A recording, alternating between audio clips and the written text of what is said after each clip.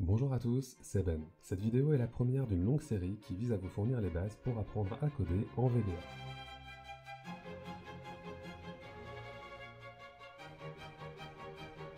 Alors, sans rentrer dans le détail technique duquel on a tendance à se moquer au début, VBA est un langage qui permet de parler avec Excel, une manière de lui donner des ordres de façon plus intelligente et efficace que ce que l'on peut faire habituellement. VBA signifie Visual Basic for Application. Voici quelques exemples. Avec VBA, je peux automatiser le long traitement récurrent d'une extraction que je fais de mon système informatique. Avec VBA, je peux automatiser la mise à jour d'un tableau d'indicateurs.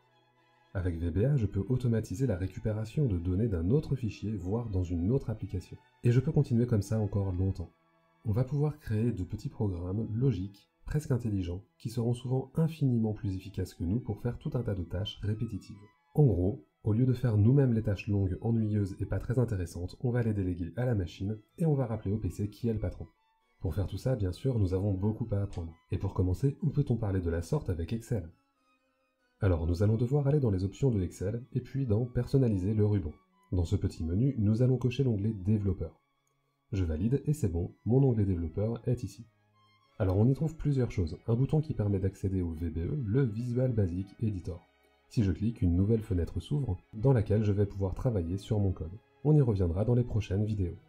On trouve également un bouton qui permet d'enregistrer de nouvelles macros. On verra ça dans la prochaine vidéo.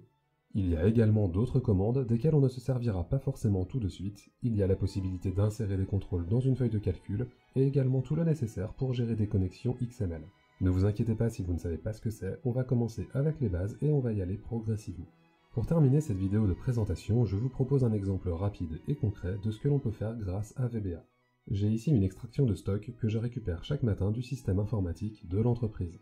Ma première tâche chaque jour est de la remettre en forme et de mettre à jour l'indicateur de stock pour mon chef. Tous les matins, je passe une dizaine de minutes à faire ça, et je dois en gros rajouter des colonnes avec les familles produits demandées par le patron et puis quelques autres infos, ceci en me basant sur un autre fichier qu'il m'a envoyé, puis je dois supprimer certaines lignes qui ne l'intéressent pas selon différents critères. Je dois après utiliser un tableau croisé dynamique pour synthétiser tout ça et recopier mon résultat dans le fichier de mon chef. Il veut les infos dans un ordre précis que le tableau croisé dynamique ne respecte pas, du coup je recopie les chiffres un par un.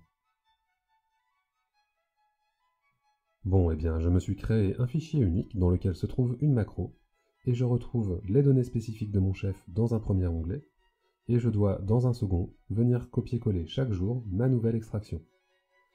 Ensuite, dans ce troisième onglet, je clique sur un bouton et hop, j'obtiens les chiffres traités correctement dans le bon ordre. Je n'ai plus qu'à les copier-coller dans le fichier de mon patron et je gagne donc 10 minutes tous les matins. Pendant ce temps disponible, je peux donc planifier ma journée en buvant un café sereinement. Cet exemple, c'est du vécu, alors préparez-vous car dès la prochaine vidéo sur VBA, on va créer notre première macro. Si ce n'est pas fait, abonnez-vous à la chaîne pour ne rien rater, et si la vidéo vous a plu, vous pouvez me laisser un petit pouce vers le haut. Sur ce, merci beaucoup d'avoir regardé, et à bientôt.